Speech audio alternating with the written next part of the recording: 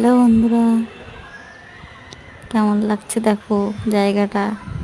আমার তো খুব ভালো লাগছে। তোমাদের কেমন লাগছে সবাই কমেন্টে জানাবে।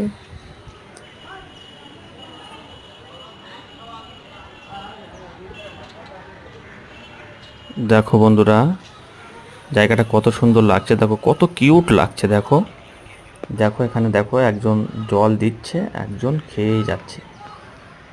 দেখো পরবর্তীতে ঘুরে দেখাবো আরো অনেক কিছুই।